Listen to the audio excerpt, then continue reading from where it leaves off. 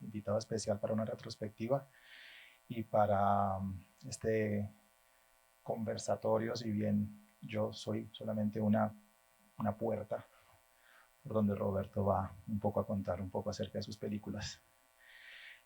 Roberto Minervini es italiano, mudado en Estados Unidos, más precisamente en Texas, desde donde ha hecho toda su obra ahí y en la zona, y después hacia el sur sus dos últimas películas están fuera de Texas. De hecho, sus primeras tres obras son una trilogía, la trilogía de Texas. Eh, y lo más notorio dentro de su obrar cinematográfico es la manera con la cual se acerca a sus sujetos, a sus protagonistas. Eh, Tiene un dispositivo que puede ser una mezcla entre esta manera documental de estar al lado de los protagonistas con una cámara a mano y historias que tienen que ver con, digamos, un aspecto realista. Eh, Me gusta mucho algo que dice Roberto, que tiene que ver con la manera con la cual se acerca a sus sujetos, algo que tiene que ver con la que se usa mucho en el cine documental, que se dice que los autores tratan de volverse invisibles, justamente como para desaparecer. Roberto justamente plantea otro tipo de relación y justamente lo que le interesa es la visibilidad, es decir, estar ahí al lado, que los sujetos, sus protagonistas, lo reconozcan que está allí. Quisiera, como primera pregunta, Roberto, preguntarte cómo es esa manera, ese seguimiento, ¿no? Porque también en todas sus películas hay un seguimiento a sus personajes. ¿Y cómo trabajas esa cuestión de la invisibilidad o visibilidad, o eso que hemos llamado la mirada presente, ¿no? Que estás siempre allí y es consciente que estás allí?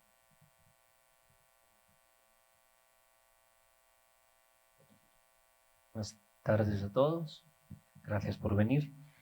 Sí, creo que es algo que a lo mejor seguiré mencionando muchas veces a lo largo de esta conversación, la visibilidad, invisibilidad y lo que implica ser invisible o visible, que es muy importante para mí, es algo que llevo ruminando, pensando hace años ya. Y la visibilidad o la invisibilidad, o el nivel de visibilidad, de cercanía, eh, afecta inevitablemente la intimidad que uno puede crear con los personajes. Entonces hay dos cuestiones aquí, la cuestión fílmica, la visibilidad o invisibilidad a nivel fílmico y, el aspecto humano. Y para mí mi postura hacia mi cine siempre ha sido muy humanista. Entonces eso implica esa cercanía a nivel humano, una intimidad, casi una codependencia emocional entre yo y los personajes, porque la llamo codependencia porque creo que nos necesitamos unos al otros para contar nuestras historias. Y, y esa cercanía implica un nivel de visibilidad extremo. Visibilidad la entiendo como transparencia, como presencia física, con división de espacios constante. Y al fin y al cabo en psicanálisis hablamos de eso, la condivisión, ¿qué es todo eso? ¿Qué implica? Pues sentirse bien, sentirse seguros, ¿no?, entre nosotros. Y la definición en psicanálisis de intimidad es esa, crear un espacio donde físico, donde nos podamos sentir seguros y no nos sentimos juzgados. Podemos ser quienes somos de verdad. Entonces, siendo yo todo esto lo aprendí en psicanálisis, como paciente, no como psicanalista. Años y años intentando entender mis dificultades también, la familia, lo que llaman family of origin en psicanálisis, la familia, las dificultades interpersonales en la familia. ¿Por qué no consigo esta cercanía con mi papá? ¿Por qué la consigo con mi mamá? ¿Por qué nos rechazamos? Porque eso afecta mucho mi forma de hacer cine.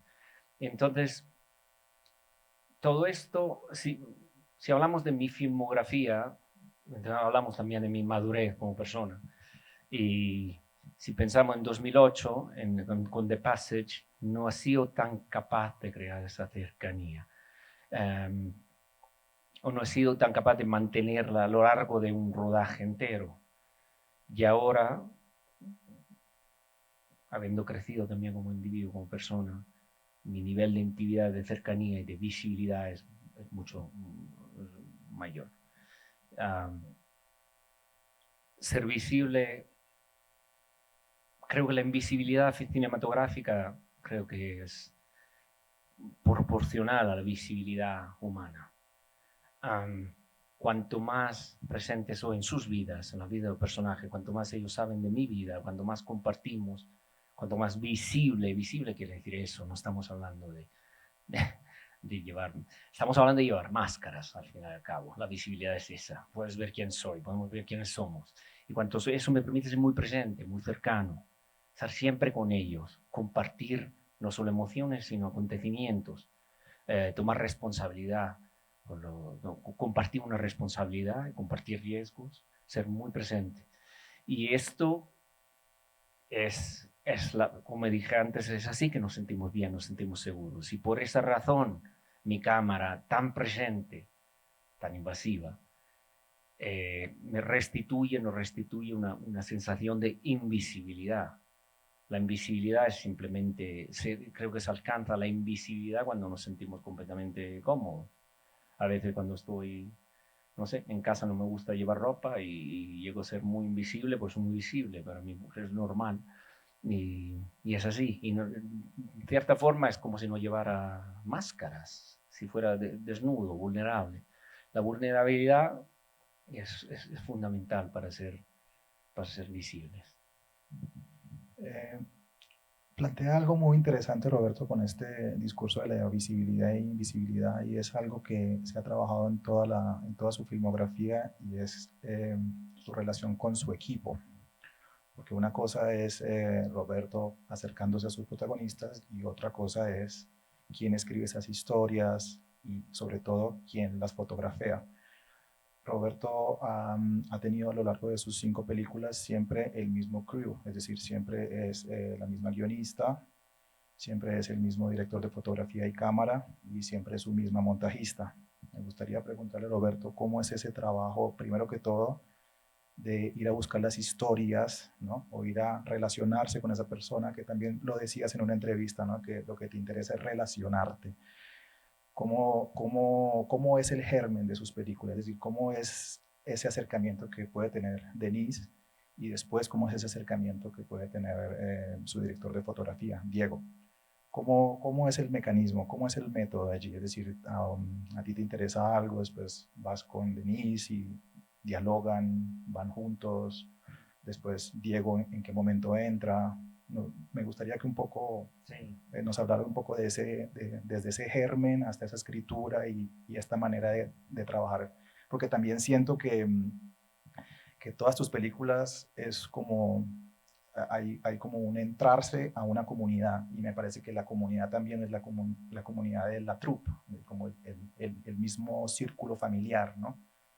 ¿Nos podrías un poco hablar de ese proceso?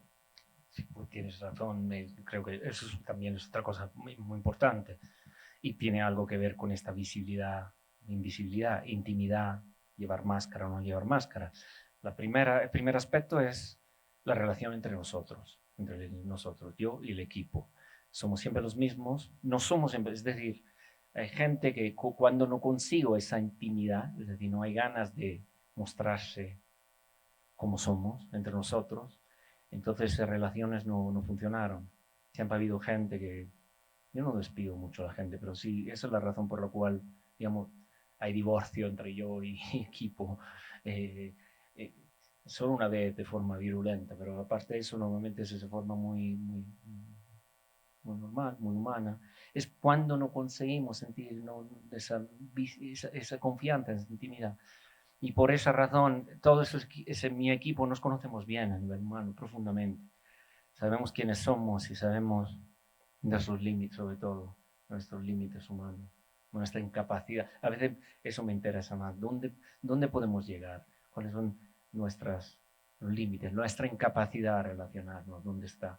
Podemos compensarnos, porque al final una relación así se basa mucho también en la compensación entre personas que conviven, que coexisten en cierto momento. Entonces, primero hay ese aspecto entre nosotros, muy íntimos. Trabajo con gente, y no es casualidad, muy diferente de mí a nivel personal. Yo soy introvertido, pero también muy emotivo, muy emocional y también muy impulsivo. Soy introvertido e impulsivo. Entonces, hablaba antes de esta constante neurosis que tengo, entre ser muy impulsivo y ser muy reservado. Diego es un libro abierto, más que yo. Nunca es cauto. Siempre es alegre, a diferencia de mí. Y está mi mujer, eso es el trío. Los tres somos los que empezamos los tres. Mi esposa, Denise, que produce, escribe, y Diego. Con gente que conocíamos, nunca hemos trabajado con profesionales para las primeras 3 películas, sonido lo hacía un DJ, y otras cosas. Un amigo mío que ahora es cineasta, es un arquitecto, y aprendió así sobre la marcha, todos aprendimos sobre la marcha. Pero luego está el aspecto de la relación, cómo nos relacionamos con los personajes. Pues esa es la razón por la cual, a diferencia de unos colegas y amigos míos como Gianfranco Rossi, por ejemplo, que alguien a lo mejor ustedes conocen, por la razón por la cual nunca me he planteado trabajar solo, es justamente porque cada uno en mi equipo, entre el personaje tiene su propia relación, entonces su propio nivel de intimidad, de cercanía y de visibilidad con los personajes. Cada uno tiene lo suyo. Una persona introvertida, impulsiva como yo, se relaciona de una forma, Diego se relaciona de otra. Y eso es fundamental porque aunque somos siempre los mismos, no somos siempre el mismo equipo rodando. Muchas veces, muy a menudo, no voy yo a rodaje cuando siento que emocionalmente me siento demasiado frágil. Fragilidad, ¿qué quiere decir fragilidad? No quiere decir ser completamente abierto. Es lo opuesto, soy frágil, entonces no me puedo abrir. Entonces esa visibilidad, llego a ser invisible como persona, no me puedo abrir. Entonces a lo mejor no voy, hablo con mi equipo, digo, no, mañana no voy a rodar. Entonces ellos ruedan con sus propias... Y allí su forma de relacionarse afecta también el resultado, el producto acabado, el resultado final, el footage, el material rodado. Y viceversa. A veces yo que le digo a Diego, mira, quédate tú en casa, vete a casa, lo hago yo. Y lo mismo con mi esposa y con otros.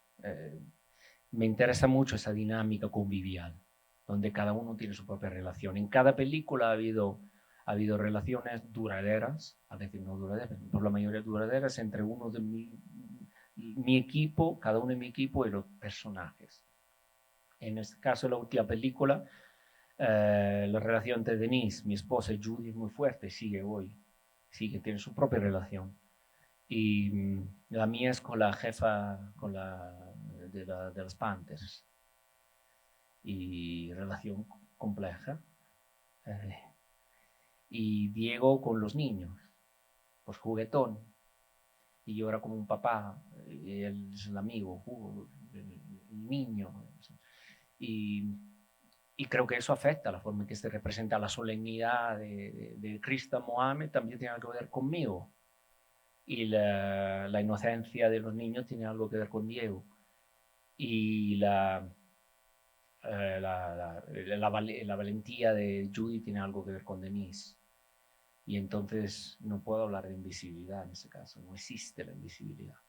El aspecto fílmico es un subproducto de estas relaciones. Pienso que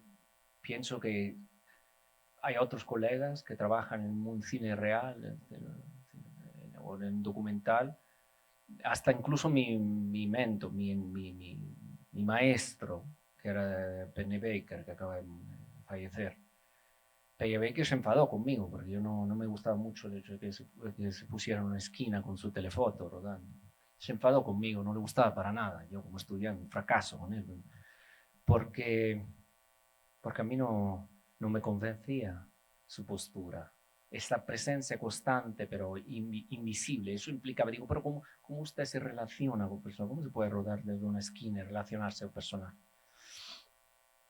Y creo que pensaba que era un estúpido.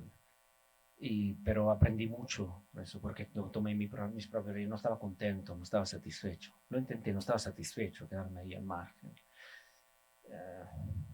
Y eso implica otra cosa que no tenemos que hablarlo ahora, ¿no? Pero que el cine también, creo, mi cine nace de una necesidad personal de relacionarme. Tengo muchísimo miedo en quedarme solo, tengo muchísimo miedo en que a la gente no le guste yo o que me quede al margen. No me quiero quedar al margen. Y eso afecta claramente la forma en la que ruedo.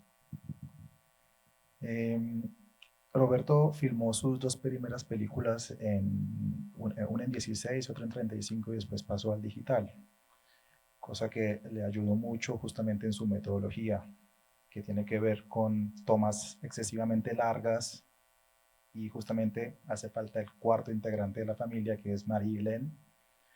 Quisiera que habláramos un poco de esa relación con su montajista, que es la misma montajista que ha tenido en todas sus películas y que también ha seguido de cerca el proceso de cómo se filma un poco más estrecho y más pobre, y cómo después el paso al digital te permite unas tomas más largas y cómo eso ha influenciado tu manera de hacer tus películas. ¿Nos puedes contar de este cuarto integrante? Sí, es verdad, Marie-Hélène. Estaba enfocando yo el equipo que va filmando, pero Marie-Hélène, mi hermana mayor, la montadora, es muy experta, la única experta desde el principio, ya tenía su reputación enorme en Europa. Y de casualidad conseguí eso porque en Bélgica, ella es belga, en Bélgica no tienen empresarios, no tienen agent managers, entonces conseguí su número de teléfono y no la llamé yo, demasiado tímido, le llamó la hermana de Diego, que le da lo mismo como Diego, llamo, no pasa nada, digo, no llames, que esta es la montadora de todos los que ganan la Palma de Oro, no vayas a llamar, es imposible. Llamó y mandé los mini DVD y los vio y decidió montar, no había dinero, las primeras 3 películas no hay nada de dinero, entonces ella, el marido, es el productor de la película, ofrecieron sus servicios, su gente, fueron ellos que me enseñaron a hacer cine, pues no es solo rodar, no es solo impulsivamente como hago yo, pero es hacer una película. De hecho, la primera casi no conseguí acabarla, no está mezclada, y a mí me daba lo mismo, pero no, me enseñó, mira, el cine se hace de cierta forma. Y con Marie-Hélène decidimos montar en su casa primero, luego en mi casa, y seguimos así. Ahora que hay más dinero, seguimos montando nuestras casas. Hemos vivido de todos, muertes, nacimientos, divorcios, y cosas. Entonces, no sé cuántas veces hemos tenido que suspender, de parar de trabajar porque había algo dramático que pasaba. Una vez, curiosamente, la última, tuvimos que dejar de trabajar porque Marisa quiso ir a Colombia, a la sierra. Y pues se fue a la sierra 2 semanas, digo, a la sierra, pues yo me encargo de mis hijos y seguimos después. Entonces, un proceso muy orgánico. Y Marí creo que es lo que buscaba, porque siempre es algo de buscar siempre esta relación y buscaba algo así, por fin. Alguien que viniera aquí completamente medio inepto, que no sabe ni cómo se hace una película, la rodó, pero no se entera de nada, no sabe ni qué es lo que es Cannes, porque no me enteraba de nada. Y digo, muy bien, por fin eso lo puedo vivir de otra forma. Entonces empezó esta relación muy, muy orgánica, de forma muy orgánica, que trasciende el cine, trasciende el resultado, el producto acabado, el resultado final, el éxito. Ella tenía ya éxito, yo no tenía ningún éxito, no lo buscaba porque no sabía ni cómo hacerlo, y ella estaba harta de esto. Y esa necesidad de ser libres nos juntó y seguimos siendo así. Y ahora llegamos a un nivel en el que yo ruedo, no reviso nunca material, porque si lo reviso, yo tengo siempre mucho miedo al miedo. Es decir, en cuanto revise, empiezo a perder confianza en lo que estoy haciendo, casi de forma ya instantánea.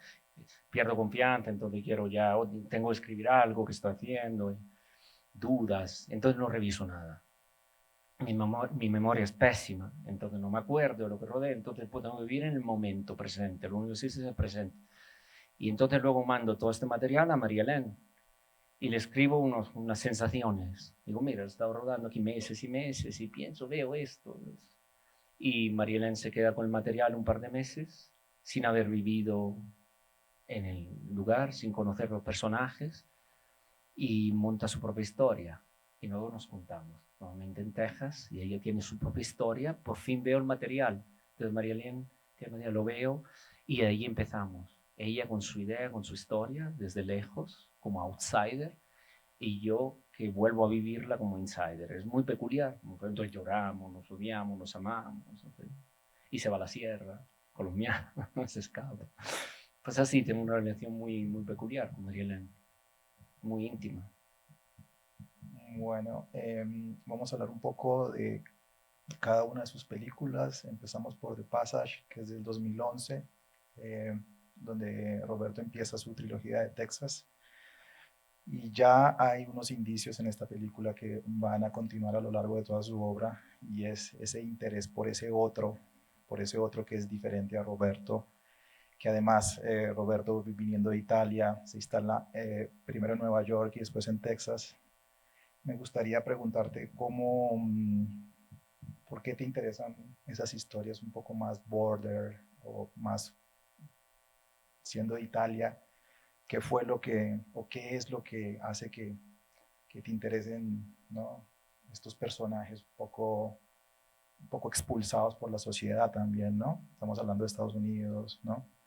Eh, ¿Cómo es que te surge siempre que tus películas tengan este código de estas personas, de personajes que están un poco aisladas o expulsadas por el sistema que está presente desde el Passage? Poquito tiene que ver, todo eso tiene que ver también con quién soy, con mi background de pueblo. Soy de pueblo, pero obrero, clase obrera. Mis padres, mi papá dejó la escuela a 13 años, mi mamá con 17 años. No hay educación propia, la educación de la vida. Y, y, y entonces me sentía yo un poco un outsider. Fue muy difícil irme del pueblo donde viví los primeros 21 años de mi vida. No había cine, no había nada. Mis días, época muy, muy feliz de estar ahí, de hacer absolutamente nada. Todavía eso me gusta mucho, de sentarme en un lugar, observar a la gente, hacer nada, que es más o menos lo que hago. Y eso afectó fuertemente mis ganas, mi curiosidad. Cuando empecé, pues primero me afectó el hecho, pues, dos cosas. Una curiosidad hacia lo que hay más allá del pueblo, que hay más allá de esto.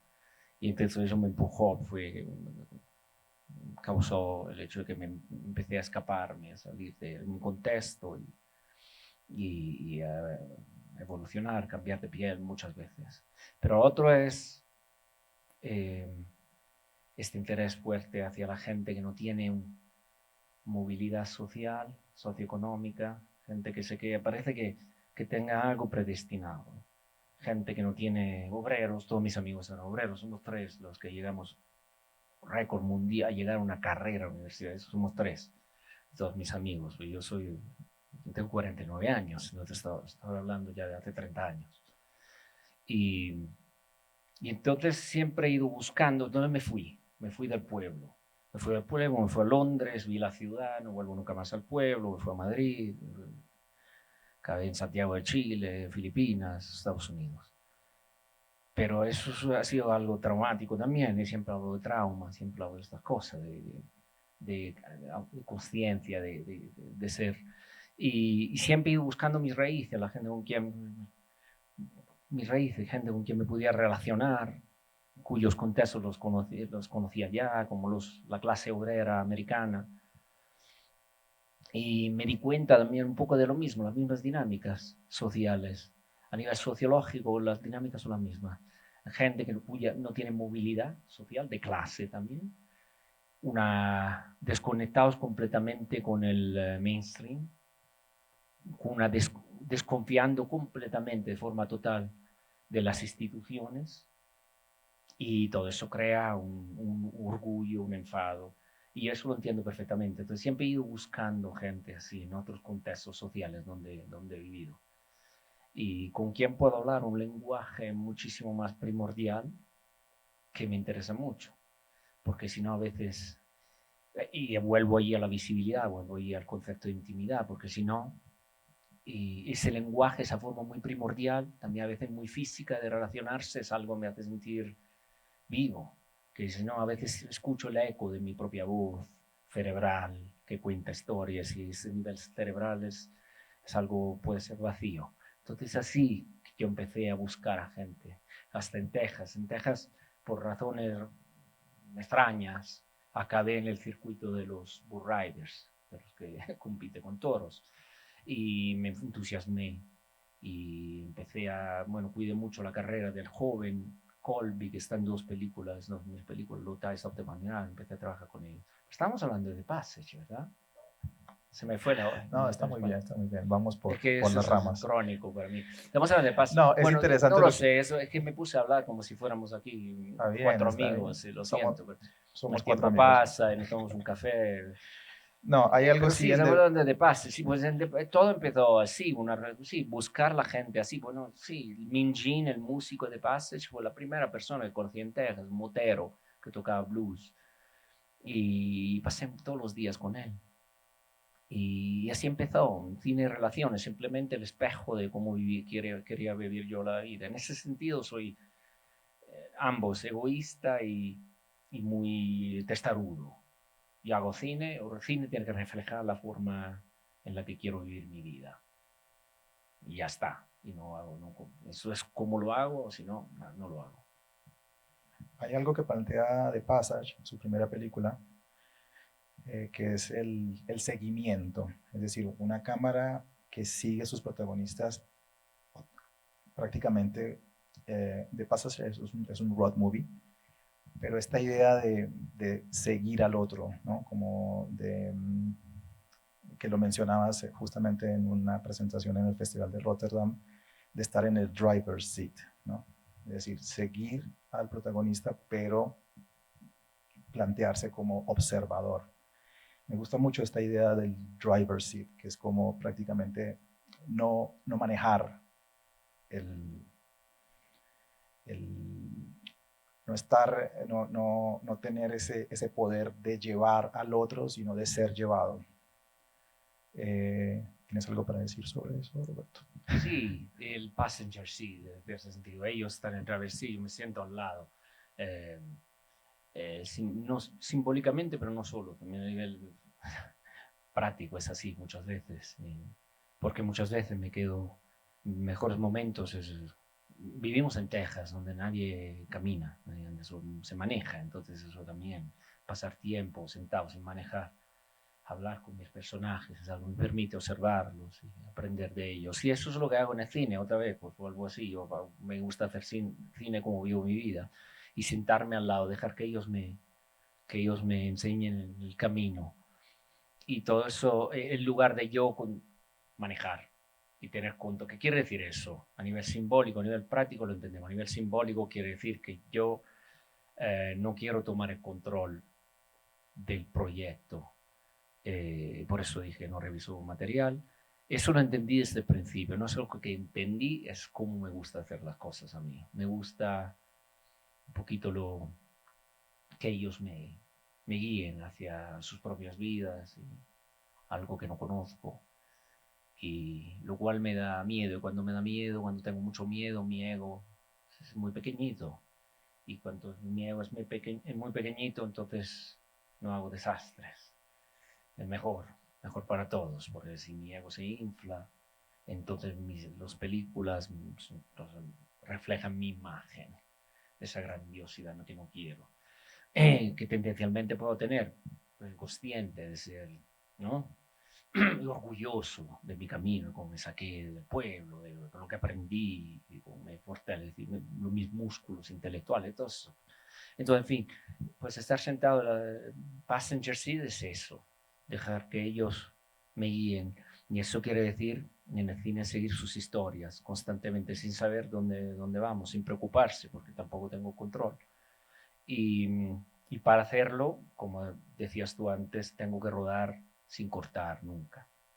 Momentos que parecen infinitos. Antes lo hacía, por eso dejé de trabajar en película y lo hago en digital, porque tengo 20 minutos más o menos, dependiendo de la cámara, del formato, pero 20 minutos más o menos, donde yo no corto nunca y luego ya volvemos, cambiamos la tarjeta y seguimos rodando. Entonces 1 hora, 2 horas rodando, ya de forma casi, ya es tántrico, un cine tántrico, de esperar ese momento, de incluir todos los silencios. A veces me recuerdo de Jim Morrison, que volvía loca a la audiencia cuando cantaba el The End Live, esperaba 15 minutos bailando y la gente esperando que él volviera a cantar y no cantaba nunca. Y luego cantaba y la gente inebriada por esto. Me acuerdo mucho, lo leí que era pequeñito y me interesó mucho eso, de esa tensión que se va creando. Pues entonces lo mismo, esa tensión, los silencios que parecen infinitos, son 5 minutos de silencio y parece una eternidad. ¿Y cuánto puedo estar presente durante su silencio? Sin manejar, ¿cuánto puedo aguantar? Puedo aguantar un viaje entero, pero muchas veces no quiero. Entonces es una tensión que me interesa mucho. Creo que es bastante sana para mí, para mi ego. Bueno, vamos a su segunda película que se llama Low Tide, del 2012. Está centrada en la historia de un niño en sus momentos de soledad con una madre alcoholizada y ausente. Hay algo presente en toda la obra de Minervini, de Roberto, que tiene que ver justamente con esta, ya lo dijimos, con estos acercamientos a los personajes un poco fuera del sistema o un poco desheredados, diría yo, pero se plantea una polaridad en todas sus películas donde sí está presente esta crudeza, pero a la vez hay unos momentos muy epifánicos, llenos de humanismo. Eh, Justamente en Low Tide, ¿no? Es una película muy dura, una mirada hacia este niño que vive esta soledad con esta madre en una situación muy densa. Seguimos los momentos un poco medio Truffaut también, ¿no? Este niño en estos momentos de soledad, los 400 golpes. Seguimos a este niño un poco en unas circunstancias como de abandono y de abandono de cariño también, pero logra encontrar, o Roberto se acerca también a estos momentos muy luminosos donde el niño disfruta también de esta soledad, pese a todo. Me gustaría preguntarte, Roberto, ¿cómo trabajas esta polaridad o este equilibrio entre esta densidad y estos momentos un poco más humanistas y en relación con Low Tide, cómo hiciste para trabajar la mirada sobre la infancia y cómo creó y cómo desde ese niño se crea ese mundo adulto? Otra vez, mi formación es mi propia familia, una familia donde mis padres se odiaban. Y entonces yo sufría mucho por eso. Entonces, en la edad más adulta entendí que el amor de los padres, entonces el amor, que es el sentimiento más primordial, es cuestión de vida o muerte para un niño. La falta de amor, la falta de presencia de un padre, de un papá, el papá que sufre, el padre, la madre que sufre, en mi caso papá, pues, y parece muerte para mí. Y el amor, la felicidad, la sonrisa son vida. Y esto me ha afectado fuertemente. Y entonces, a la hora de trabajar con niños, como en el caso de Lotai, yo trabajé con un niño cuya familia también, que yo conocía bien gracias a los bull riders, a los ambientes de los toros. Y también así, una familia disfuncional. Y, y entonces lo que encontré en niño, pues la aplicación práctica de ese concepto psicoanalítico del amor con cuestión de vida o muerte. El niño mismo, introvertido, duro, amargado, a veces agresivo, como lo de él sabía ya disparar con pistolas, tenía 11 años, y a veces brutalmente mataba animales, pero otras veces los adoraba. Entonces ese aspecto de compensación, pues nadie puede vivir demasiado en la oscuridad, lo que llaman la sombra, esta sensación de muerte, que te falta el amor y que te vas a morir. Eso es inaguantable, siempre hay mecanismos de compensación a nivel emocional para un adulto y aún más para niños. Entonces, esa dinámica ya la observaba, ya era consciente de esa dinámica con un niño. Si el niño está muy enfadado, sufre, habrá un momento en el que necesita no sufrir, disfrutar. Y yo, siendo muy consciente de eso, me encargué, o sea, quería estar seguro de que el niño pudiera vivir esas dos experiencias. Si el niño vive una experiencia como unas escenas muy fuertes, casi de abuso, que ya vivió cuando era más pequeñito, es necesario, a veces viene del niño, ¿no? Que me pedía hacer otra cosa o venía de mí, es necesario luego irse al campo, acostarse ahí, jugar con unas ranas, es necesario, es un mecanismo de defensa, es imposible vivir en la sombra, es imposible, tienes que vivir en la luz y eso es fundamental a la hora de plantearme un film, una película con un niño.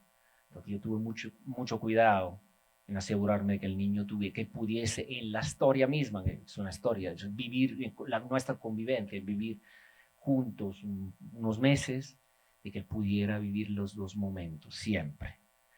La vida y la muerte, el amor y la falta de amor, el juego y la falta de juego.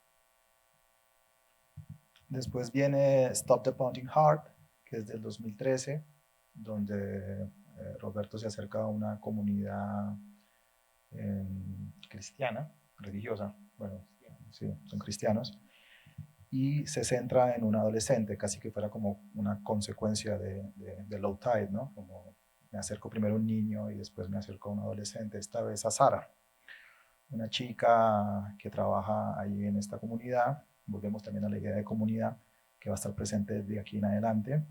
Y hay un deseo rondante, no tan explícito, más bien trabajado con una tensión muy interesante en la película, y es la mirada de esta adolescente con un chico que hace rodeo.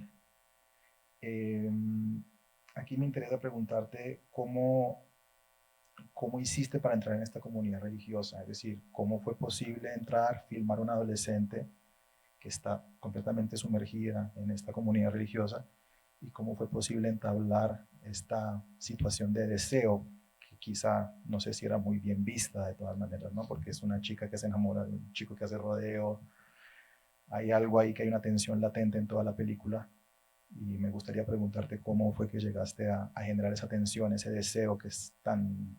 Si filmaste esa infancia, ahora filmas la adolescencia desde esa perspectiva. Esa familia la conocía yo desde hacía 4 años. Los conocí, estaba comprando su queso en un mercado y los conocí y de hecho nos seguimos en contacto y ellos rodé con ellos, filmé la primera película de Passage, aparecen en The Passage. Estamos ya hablando, aunque la película es 2011, estamos hablando de 2008, finales de 2008. Y 4 años después decidí, sin tener una idea clara sobre lo que iba a hacer, decidí rodar con ellos y con Colby. Ya conocía a Colby, el de los toros, que aparece en mi segunda película, Lutai. Conocí a esas familias, pues siempre repito, me muevo en ámbitos donde me siento, donde esta intimidad, esta visibilidad existe. Entonces empecé a trabajar con ellos y lo que dices tú es correcto, como el deseo. El deseo es parte de esta transición de esta chica, de la edad de adolescente, lo conocía de niña, ya es una adolescente, ya se empieza a sentir mujer y tiene que conciliar las enseñanzas de la Biblia con el deseo físico, tangible, carnal. Y como yo conocía a Sara, Sara se acercaba mucho a mí cuando era pequeñita, siempre. Y le interesaba el medio fotográfico, le interesaba. Y entonces decidí empezar a filmar con Sara, pero Tim y Lian, los padres, me dijeron que no se podía hacer. Y justamente por lo que dices tú, porque abrirse a un abanico de emociones, un tsunami de emociones puede ser muy peligroso. Puedes perder el camino de Dios.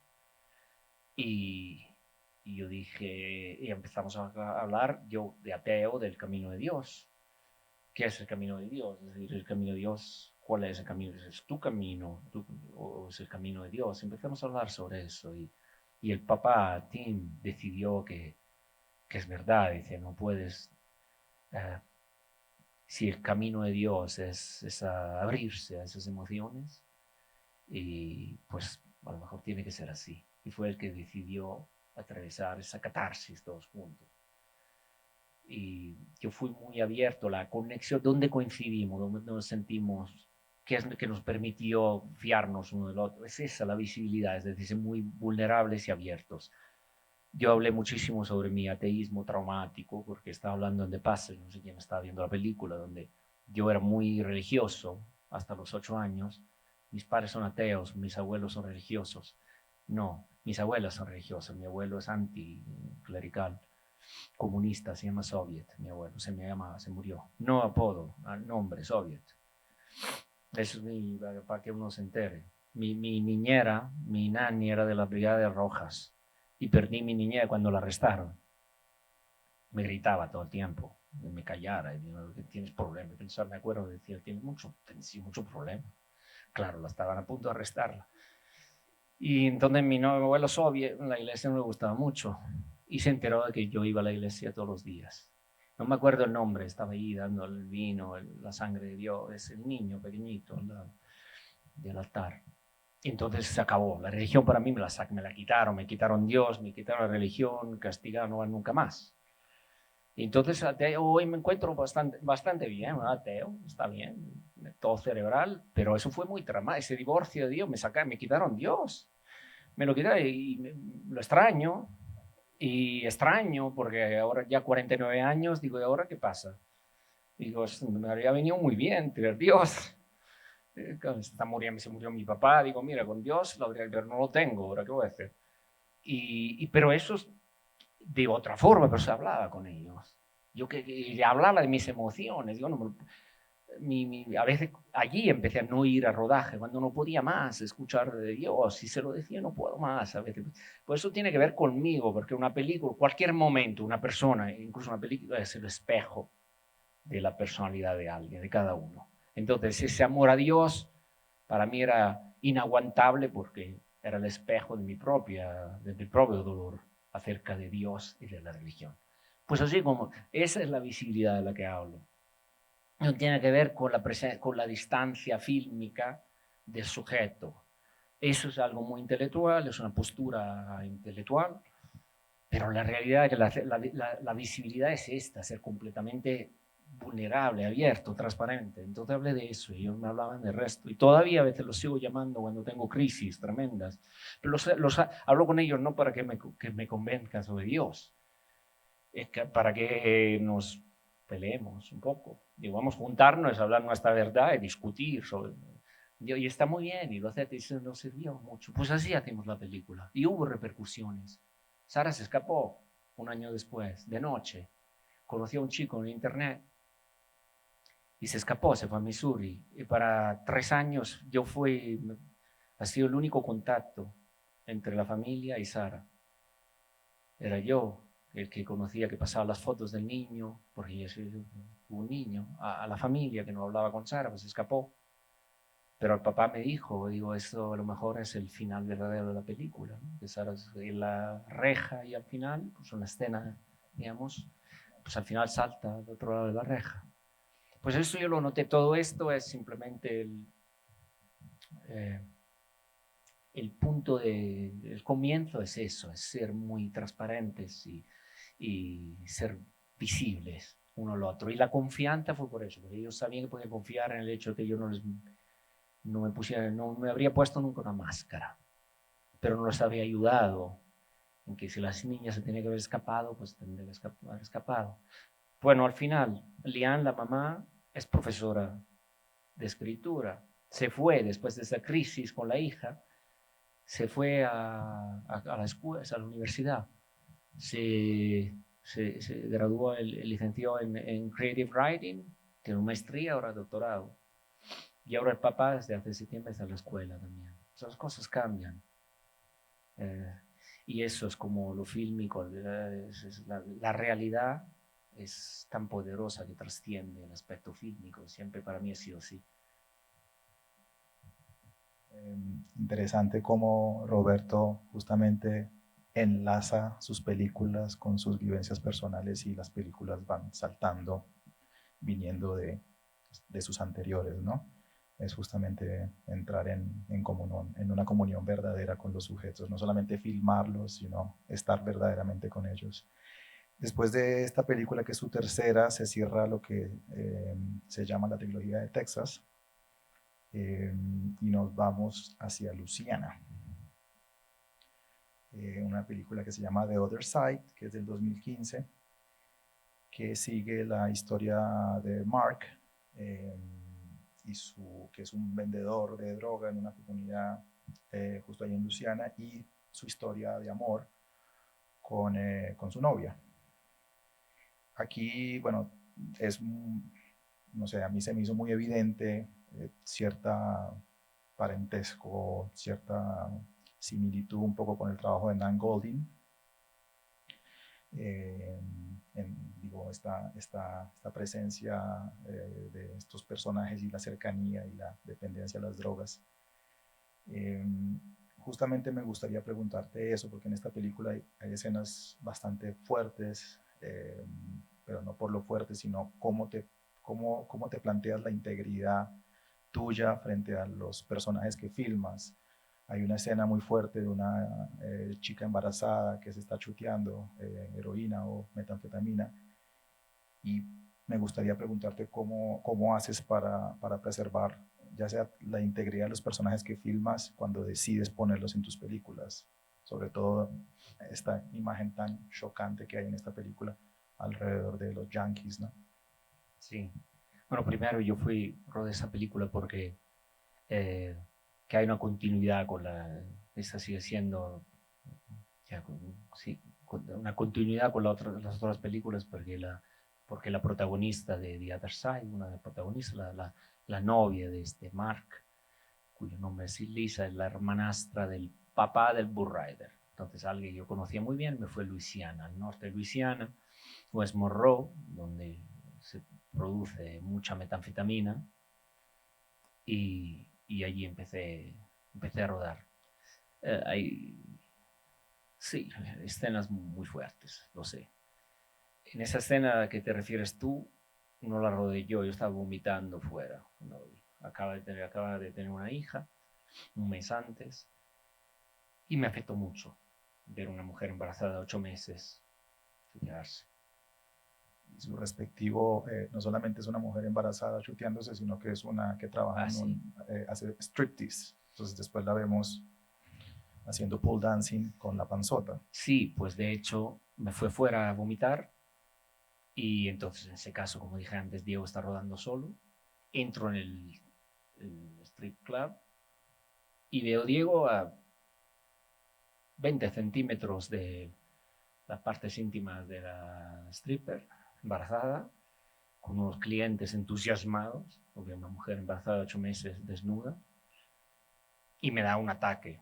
Yo acababa de...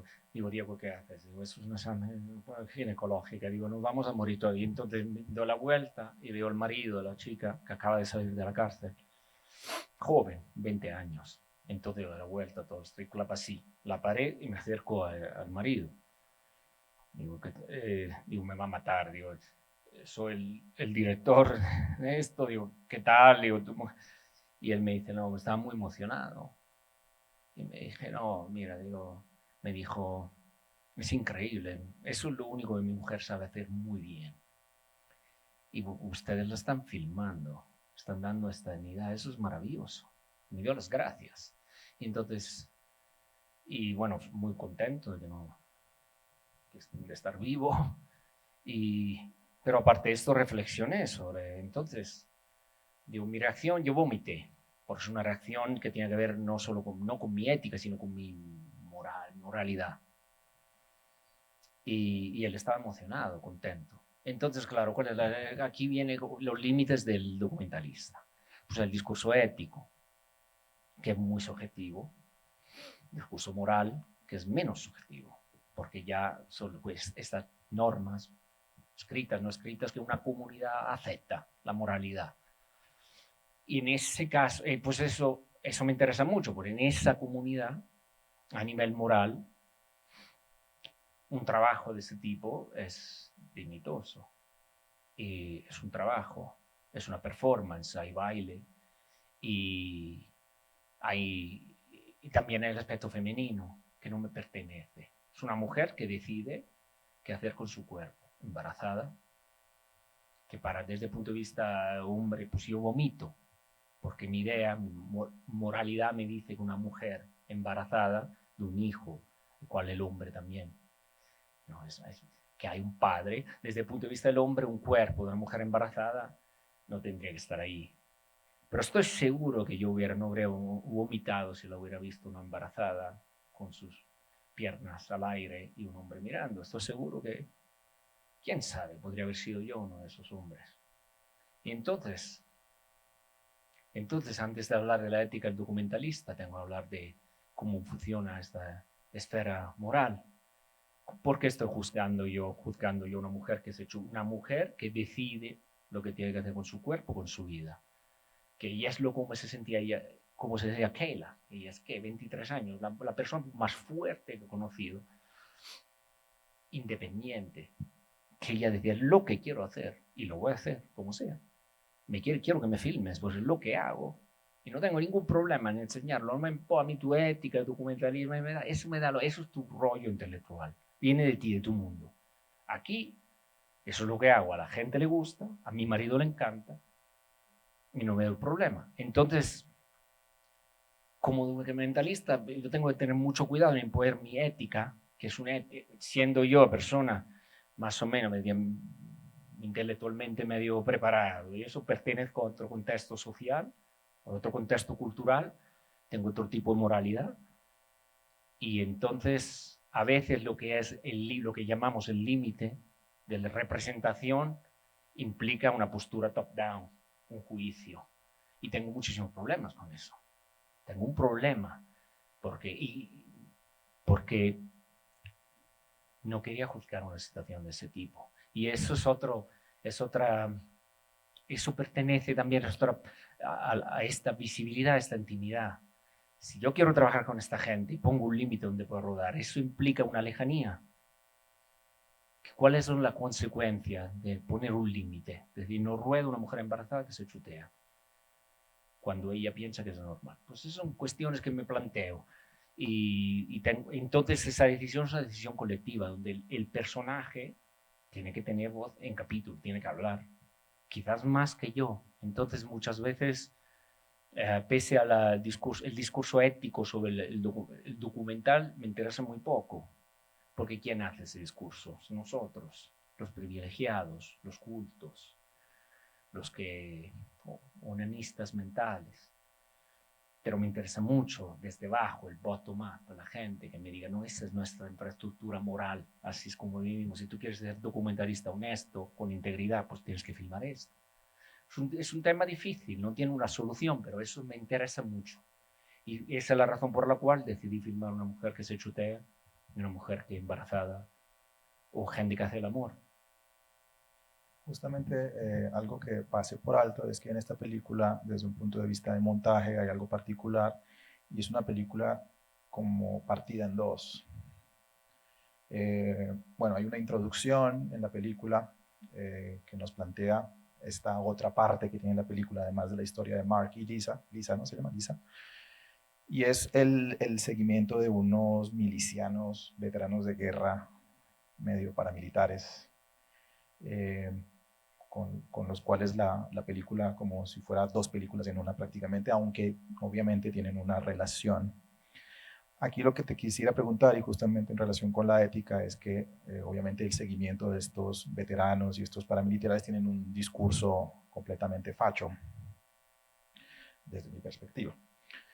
Y tú los filmas de una manera muy limpia. ¿Cómo hablaste de ética? ¿Cómo es tu ética política al filmar esto? Porque obviamente supongo que no compartes los... No, no comparto, los odiaba, los quería ver muertos. Los deseé todo lo peor. Los quería ver muertos entre los niños todos, y lo digo de forma brutal, pues así es. son derechistas, paramilitares, machistas, creen las teorías de la conspiración y los odiaba. Pues no quería hacerlo. Me acuerdo que llamé a Diego esto, digo, y eso, ¿cómo se no voy a rodar esa parte? No lo voy a rodar. Bueno, voy allí porque mato a alguien, aquí nos matamos. Impulsivo, dije, soy muy impulsivo. Me dije, no. Y Diego me dijo, cálmate un momento. Pues acuérdate, entonces, ¿qué pasa con tu reacción? ¿Qué pasa con ese odio? Y es lo que decía antes de la embarazada. Mi infraestructura ideológica muy fuerte me crió Soviet, imagínense. Y tan fuerte, y digo, pero implica un juicio drástico. O sea, ¿cómo puede llegar una persona como yo, que se considera por eso, integridad, ético, ¿cómo puedo llegar a desear la muerte a un fascista? Completamente olvidándome el aspecto humano, a un padre, familia. Digo, vamos a ver, eso no es un buen comienzo, no es lo que quiero hacer. Entonces, mi reacción es muy importante, muy virulenta muchas veces, entonces siempre es ¿cómo se dice? La red flag, la bandera roja. Digo, ay, aquí hay un problema. Digo, mira, mi reacción, lo que llaman en psicanálisis, lo que me enseñaron, es la reacción de $1 que tengo a un acontecimiento de 1 centavo, una reacción exagerada. Y entonces por esa razón acepté. Digo, escucha, ábrete, sé íntimo, sé cercano, sé visible, deja que ellos sean visibles, escúchales, porque quizás hay algo que tiene que ver con su esfera emocional. Esa reacción puede que proceda, que venga de un miedo. Y también todo es circunstancia. ¿Cuáles son su background? ¿Por qué creen? ¿Por qué tan derechistas? Y al final había momentos de convergencias. Y porque al fin y al cabo estoy de acuerdo con el cortocircuito entre instituciones y clases bajas. Estoy de acuerdo con el abandono que ellos sufren. Y la reacción la entiendo, pero se fue para el otro lado. Claro, porque hay que decir que Obama había hecho unos programas donde ellos resultaban desfavorecidos. Claro, por eso tenían esa rabia. Claro, y estamos hablando de gente, veteranos de guerra, porque luego aprendí esto. La gente que yo los quería ver muertos, aprendí que ellos fueron a la guerra con 20 años, 17, 18, 19, 20 años, y aprendieron en la guerra qué pasa. Digo, ¿por qué no estamos matando a gente en Irak? ¿Quién nos está engañando aquí? Nos dijeron que íbamos a liberar nuestro país, América Libre. ¿Qué tiene que ver esto? Y luego vuelven aquí, el departamento de veteranos, el peor entre las instituciones americanas, les da para el PST, Post-Traumatic Stress Disorder, les dan medicamentos y se quedan enganchados y abandonados y no encuentran trabajo. Esos héroes que en América siempre la bandera, los héroes de guerra que son muertos de hambre. Y entonces digo, es un poquito como lo que pasa con el aborto en América. Lo están poniendo ilegal en muchos estados, pese a lo que uno piensa sobre el aborto, pero hay mujeres que dijeron, ¿cómo es posible que todos los hombres juzguen el aborto? Eso no puede ser así. No hay una mujer que hable sobre eso. Entonces lo mismo allí, digo, ¿cómo puedo hablar yo, juzgarlos cuando yo no he ido a la guerra? Eso es Donald Trump lo que hace. Digo, no quiero ser Donald Trump de izquierda. Y entonces así me abría ellos. Si los entendí, no lo entiendo, yo no tengo ni idea de lo que quiere decir la guerra. Y los entendí. Y luego siempre hay cosas sorprendentes que me sorprenden en la vida, porque tengo amigos muy queridos. Pero hay gente ahí que pasó algo, me robaron, me entraron en casa, robaron algo un poquito violento, así. Y hay gente de esto que se dijeron, Roberto, nos vamos a quedar en tu casa 24 horas al día a protegerte, a proteger tus niños pequeños. Y yo tenía que viajar, digo, nosotros te protegemos. A muerte, que nos maten a nosotros, no te vamos a proteger, te digo. Y esto es la ecuación, ¿no? Donde pongo todos los factores y el resultado es, esa gente es basura. Pues en la ecuación tengo que ir cambiando esos factores. Digo, pues entra en la ecuación el aspecto humano o no. Un fascista que dice que quiere morir por mí, ¿cómo funciona eso en esa ecuación? Digo, eso es algo que tiene que ver con el aspecto humano. Y yo, como cineasta, tengo que considerar eso. Tengo que valorarlo. ¿Qué quiere decir eso? Pues abrirme, darles un espacio, darles a ellos la dignidad que nadie les da. que al fin y al cabo a nivel político eso funciona, que eso es lo que falta, dos partes que se van a sentar juntos y hablen. Es lo que he hecho de menos, lo que extraño en el cine. ¿Dónde están los cineastas derechistas declaradamente fascistas? ¿Con quién podemos hablar? Pues seguro que hay, porque sí, los conozco algunos. Pero ¿dónde están? Que hablen ahí abiertamente. Eso hace falta. Pues eso, en fin, así me pude acercar. Pero me costó, los quería ver muertos a todos. Bueno, después pasamos a su última película, que es What You Gonna Do When the World's on Fire, que es del 2018, el año pasado, donde pareciera que te sintieras en unas aguas más cómodas, hablando de los Black Panthers. Y justamente ahí, no sé si los fascistas vieron tu última película, pero hay un choque bastante fuerte políticamente. Y te quería preguntar, que considero que los Black Panthers pues, es un grupo muy difícil de acceso y sobre todo que hagan una película alrededor de ellos. ¿Cómo fue tu acercamiento a los Black Panthers? Y sobre todo, algo que me parece importante ya para pasar al público, si tienen preguntas, es la cuestión de la musicalidad de la película, que es como musical, ¿no? Aparte que Judy, que es una de las protagonistas, es una cantante, también los Black Panthers, cuando hacen estos actos de resistencia en las calles y gritan sus propias consignas reclamando esta violencia racista de Estados Unidos que provenía de unos asesinatos de unos jóvenes negros en esas épocas, tienen esta manera de como muy musical, y a mí la película se me hizo completamente musical, no solamente por Judy que estaba cantando. Entonces quería que por favor nos pudieras acercar un poco esa idea musical que tuviste al momento de realizar la película. Creo que en algún momento decías que ibas a hacer un proyecto sobre música y eso fue como una puerta. Sí, bueno, primero es curioso que uno de los paramilitares vio la película la semana pasada, me pidió el enlace y le encantó.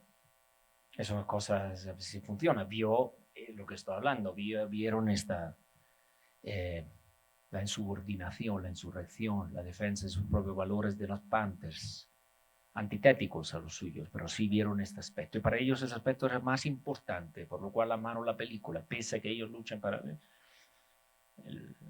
son nacionalistas negros, pero sí le encantó.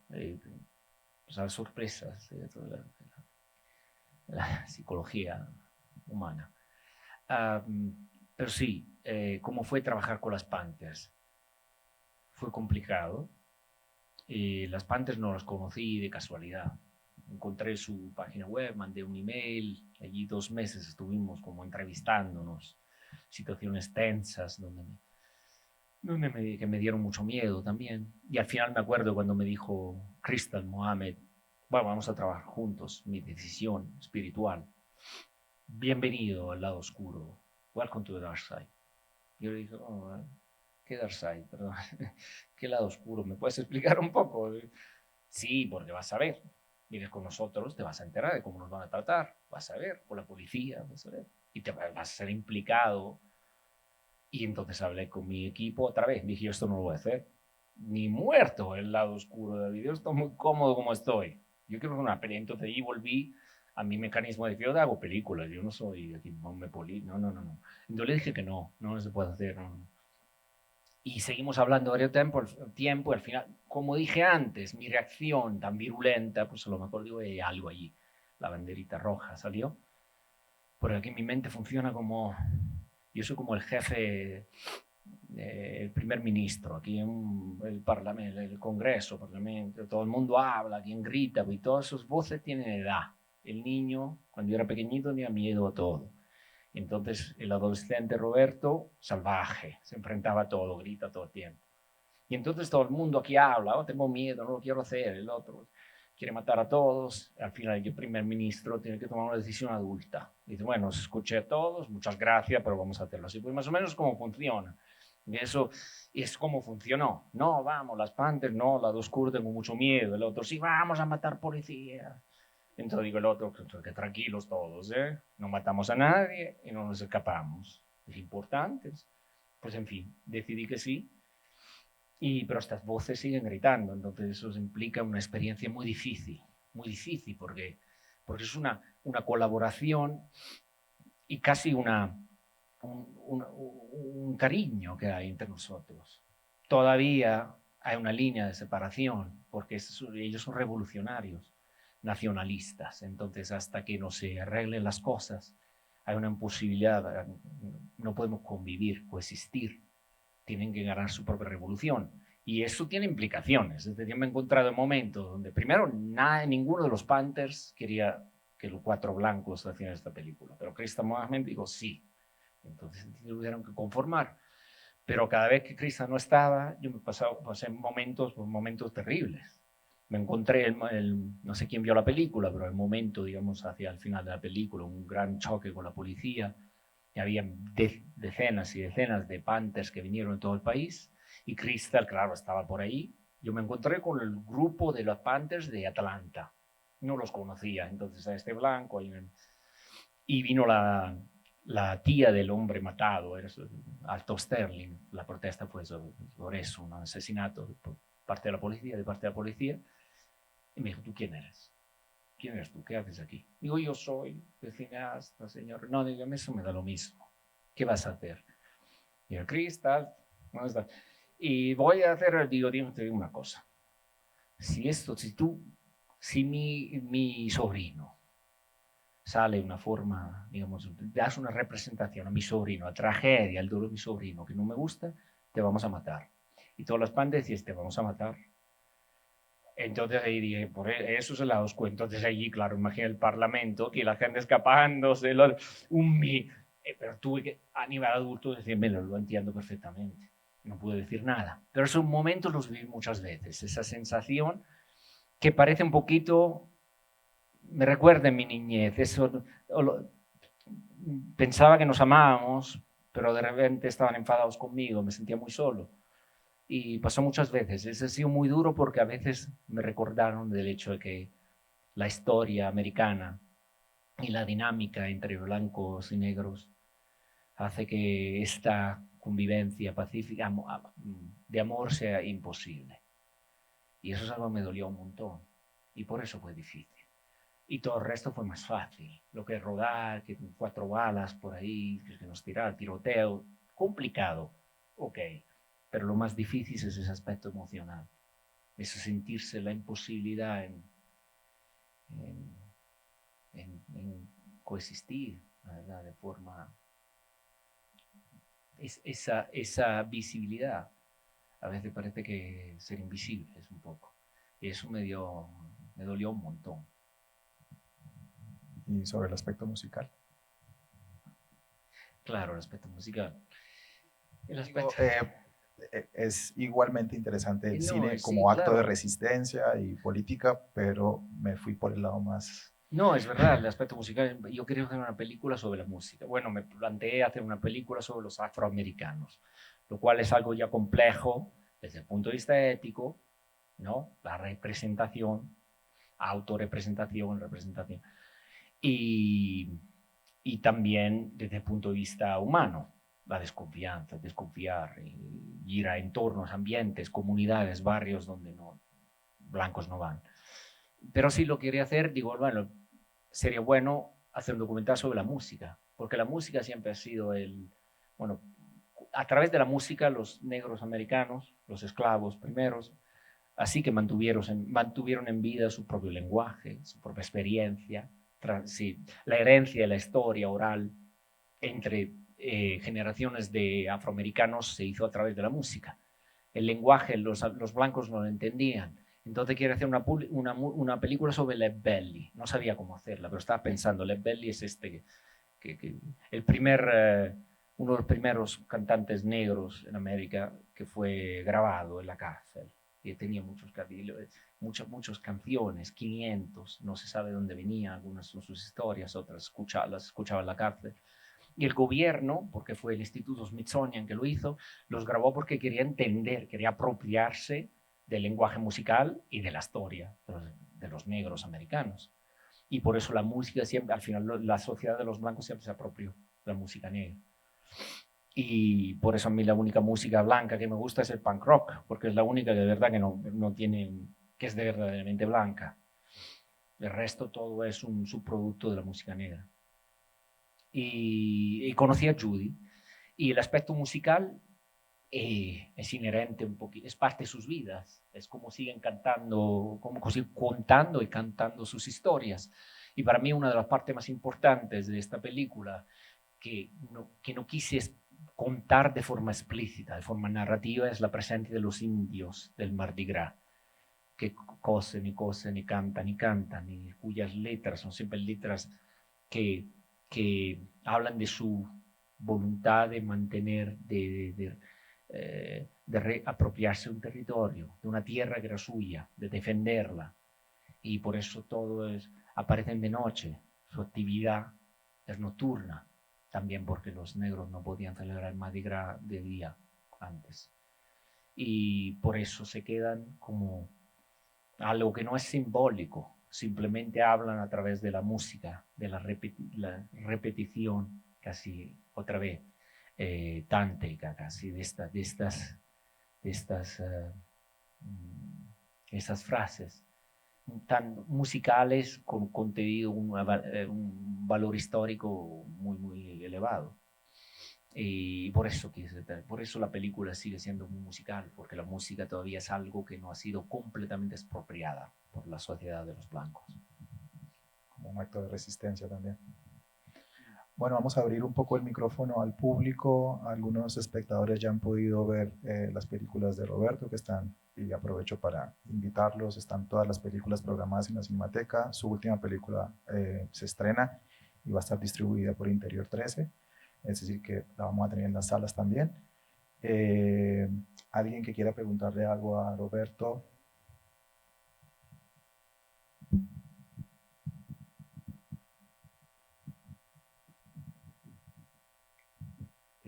Hola a todos, buenas tardes, Roberto.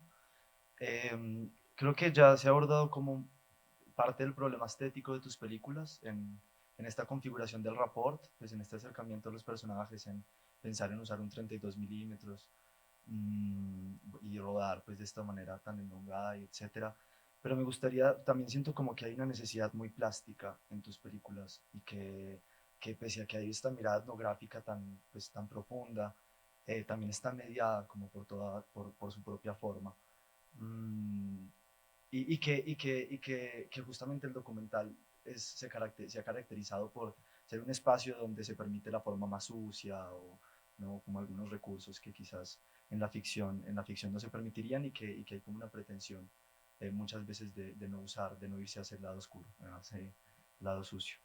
Eh, y me pregunto mucho, pues, como sobre esto, no sé si hay de pronto una relación también como con otras miradas etnográficas en Italia, como la de Rossi o la de Pietro Marcello, o, no sé, porque siento que también son como unas miradas muy etnográficas y filtradas por la forma, por su propia forma, ¿no?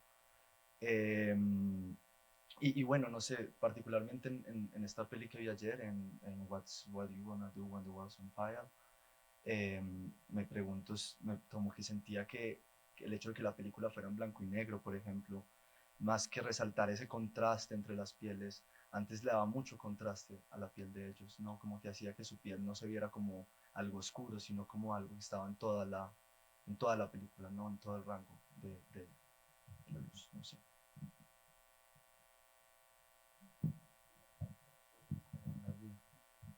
Ah, sí, sí, claro, la forma y más sucia en el documental. Sí, la verdad que no, eso sí, el lenguaje que quiero utilizar, y eso sí algo premeditado. A mí no me gusta el lenguaje sucio del documental, que también me parece una postura intelectual, como dices tú, a veces no se acepta algo cool. Esos son todas prejuicios y definiciones que pertenecen de élites completamente, que no tienen ninguna base histórica, ninguna regla sobre el documental que esté escrita. Hay muchas teorías interesantes, pero no hay nada predefinido. Y el hecho de... He tenido problemas con eso. Yo me he negado en rodar de forma sucia simplemente porque me interesa también la iconografía. Yo, mi formación es también de fotógrafo, fotoreporter. Y me acuerdo David Turnley, que es mi maestro, que se ganó el Pulitzer en la guerra de Irak, me decía que su problema no era cómo sacar una foto bonita, no era el único, era sacar la foto para que esta foto cuente lo que no se puede ver, porque todo lo que estoy viendo yo, que alrededor mío, lo tengo que contar solo a través de un fotograma. Entonces mi postura siempre ha sido la misma. Cuando ruedo, tiene que ser de una forma que pueda inducir, que pueda sí, dar la impresión de una experiencia más grande. Y pienso que la iconización, en inglés se podría decir iconización, no sé, no nos la inventamos. Hacer que estos personajes sean iconos cinematográficos, que trascienda, que mi forma de trabajar trascienda o vaya más allá de la mera observación sucia, que repito, es una postura estética también.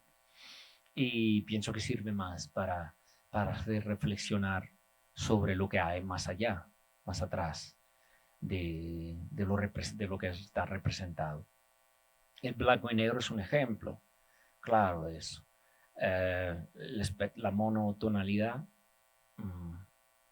era una postura, una decisión democrática. Ellos se involucraron, los personajes, en ese aspecto, en el proceso decisional.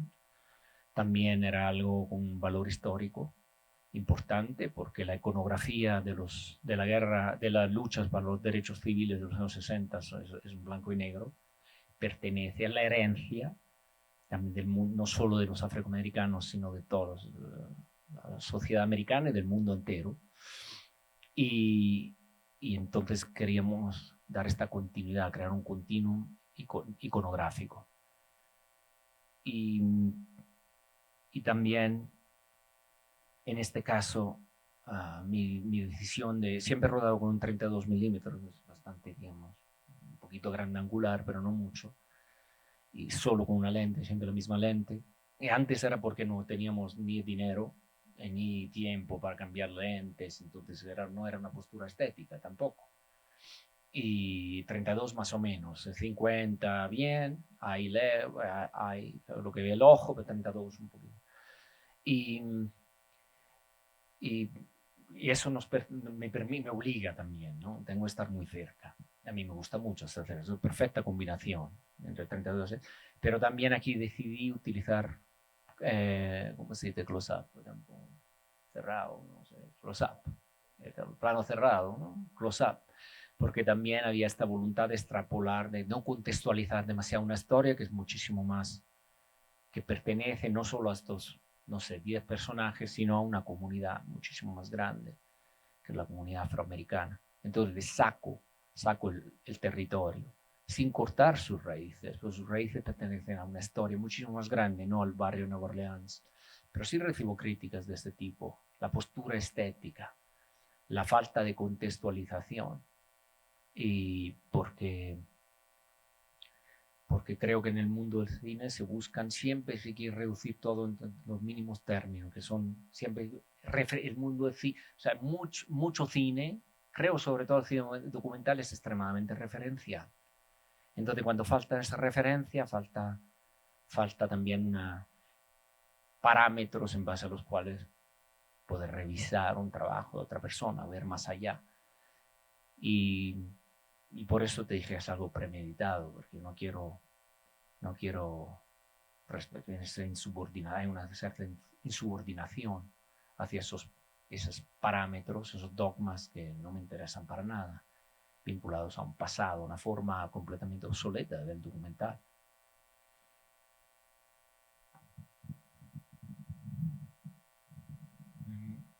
Buenas tardes. Un poco retomando las palabras que decías ayer, que tu última película era como la primera película que has hecho con una plena conciencia política. ¿Sí?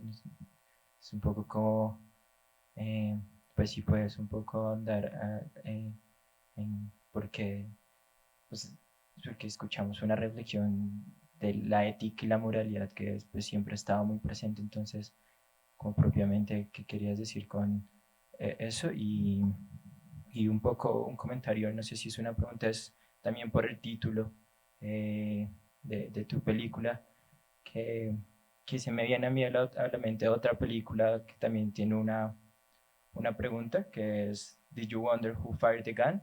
De un director que se llama Travis Wilkerson, que también es norteamericano.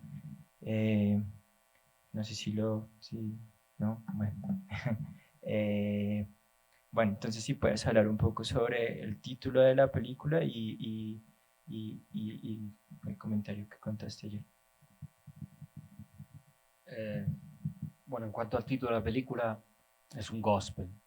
812 The Wheels on Fire. Led Belly cantó una de las versiones, escribió una de las versiones de ese gospel, más oscura.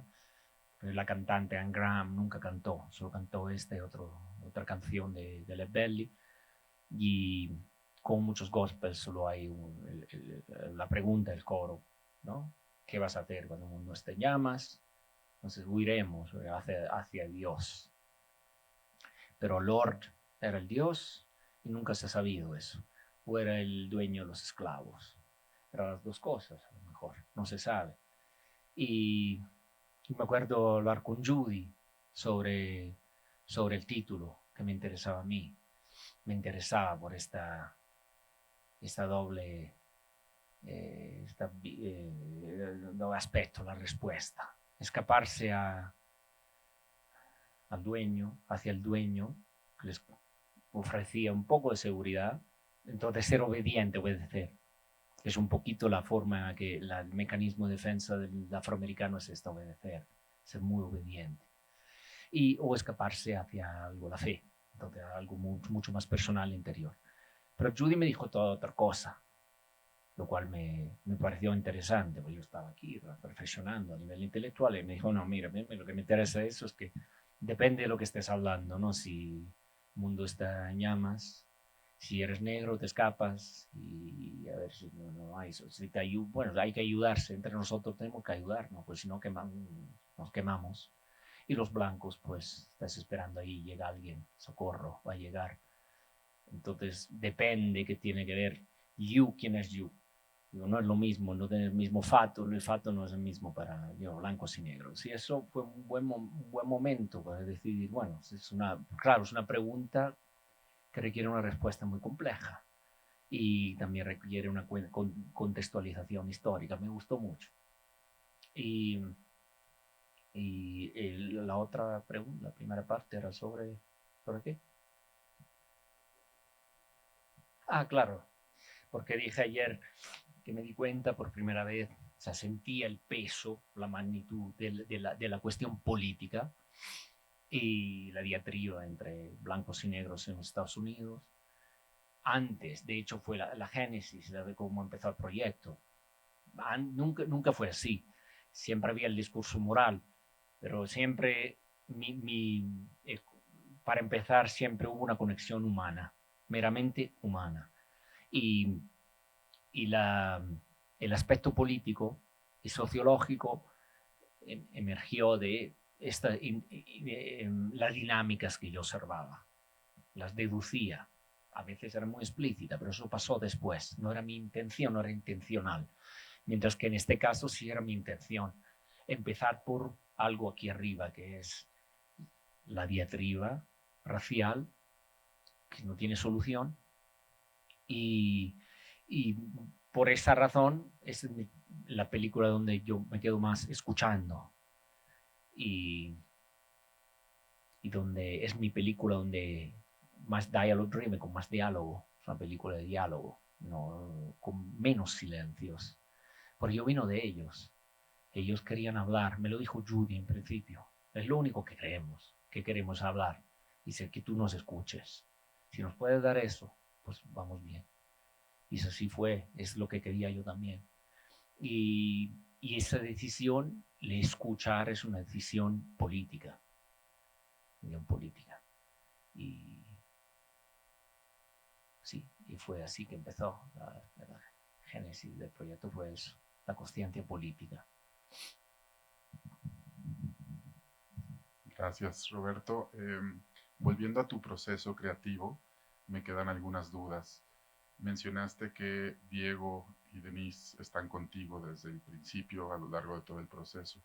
pero ¿en qué momento empieza a cobrar forma y a operar el guión? ¿Es previo al rodaje, es paralelo o es posterior? Eh, y si Denise sí ve el material, tú no, pero si ella lo ve para poder ir haciendo el guión. Y por último, ¿cómo sabes cuándo es momento de dejar de rodar? Cuando ya debes de cerrar el proceso. Ok. Ah, en cuanto, la única persona que ve material, porque está loco, es Diego, que no puede parar de revisar material, pero ya sabe ahora que no puede hablar conmigo. Digo, muy nervioso, quiero ver, y no quiero que me hable de eso. Es la única persona. Luego no sé qué hace, si se lo enseña a su novia o lo que hace. Pero ya él sabe que cuando él va a ver material y me quiere más, Roberto, vi algo increíble, digo, ya, no quiero saber. Y entonces mis primeras 2 películas de pase tiene guión de 60 páginas. Low Tide tiene un tratamiento de 21 páginas. Y luego no he vuelto a escribir. Pero sí algo escribo, es decir, siempre tomo notas. Yo estudié también otra cosa, programación, y no me enteré de nada, pues no me gustaba, pero sí me enteré de algo. O sea, lo que me quedó no es el lenguaje, el C++, que no sé, no me acuerdo, pero sí lo que me quedó es la forma algorítmica de razonar, como if then else. Y eso me empató muchísimo, era joven. Lo estudié a nivel de high school. Y entonces siempre, cuando ruedo, aunque no escriba nada, voy a casa y Denise, que comparte espacios conmigo, en ese sentido escribimos, vamos discutiendo. Entonces digo, si esto es lo que veo, entonces es el if then else. Si a veces escribo de forma algorítmica con líneas, digo, ¿qué va a pasar? ¿Y qué? Después de eso, si vamos del punto A, ahora estamos en B, por ejemplo, en el trayectorio de Judy. Y aquí, pues B1, B2, o si no, si volvemos y vamos a C, se pueden prosperar otras cosas. Entonces empiezo a imaginar. Y normalmente el momento convivial más importante en todos mis rodajes siempre es el desayuno. No me gusta despertarme temprano, es un desayuno, almuerzo, 11, 12. Y entonces siempre hablamos, digo, estaba razonando, digo, ¿qué hay? Entonces estamos en B aquí, me enseñaste a esta situación familiar, esta dinámica, ¿qué pasa aquí? Y si vamos por aquí, pues eso pues se trabaja por inducción. Y eso no afecta necesariamente la realidad, pero sí me permite entender lo que vamos a hacer. Me permite entender, por ejemplo, si ella me dice, sí, no sé, le digo, tú vas, te veo ver, por ejemplo, ¿no? Veo que vas detrás de tu casa, donde hay gente que usa crack, que tú usabas crack, me dijiste, pero ¿qué pasa aquí? Si lo vuelves a utilizar, ¿qué te va a pasar? Si no lo vuelves a utilizar, ¿qué te va a pasar? Entonces, no lo vuelvo a utilizar. Pues, ok, ¿vas a volver ahí? Sí. ¿Con qué frecuencia? Ok. ¿A qué hora? A las 5. Pues eso me permite controlar un poquito. Es una improvisación controlada. Pues entonces puedo controlar que la luz, el espacio físico, y entonces me puedo plantear el rodaje con Diego. ¿Cómo voy a rodar? Porque quiero continuidad, el aspecto estético, como dije, muy importante. Entonces, gracias a esa postura algorítmica, puedo prever unas cosas. Pero es un tipo de escritura, escribir. Pero no es en sí un guión, nunca hay guión.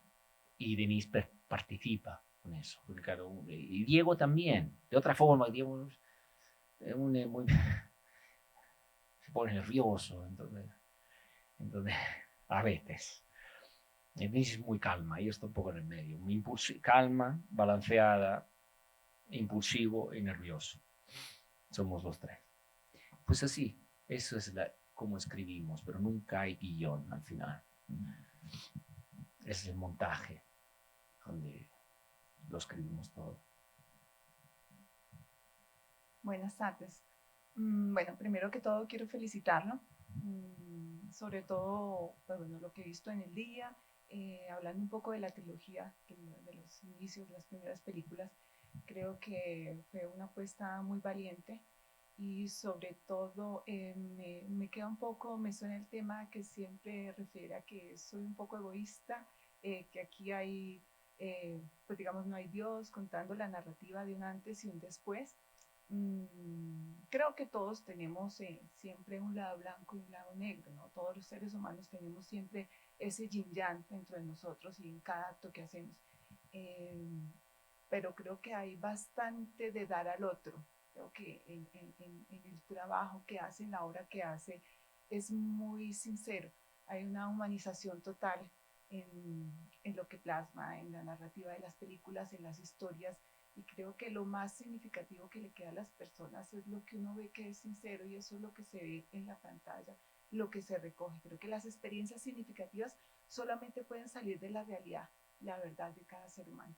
Entonces lo felicito por la obra y por lo que he recogido de esto.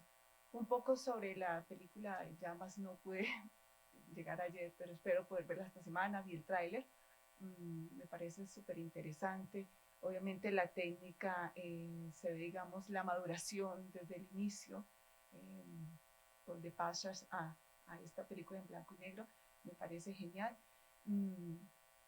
Pero escucho que se habla principalmente que la historia se recoge las Black Panthers, ¿no? Entonces estamos hablando, para de pronto entender un poco más el contexto, sobre todo de las mujeres, digamos, el contacto coincidió primeramente con ese grupo de mujeres, pero quería saber si aparte de ese acercamiento con esta etnia, con este grupo social, hubo de pronto una indagación más allá como para apropiarse de toda la historia alrededor, que nace con los hombres, con los primeros líderes de Bobby Seale, de Huey Hampton, como de pronto para entender un poco más también el contexto, hubo de parte de Roberto Legumus alguna indagación particular para entender, digamos, en la generalidad, o para acercarse un poco más, aparte, digamos, de la significativa encuentro de tú a tú con ellas, o una cercanía de ellas que a través de su historia, de compartir eso que han vivido y que aún están viviendo,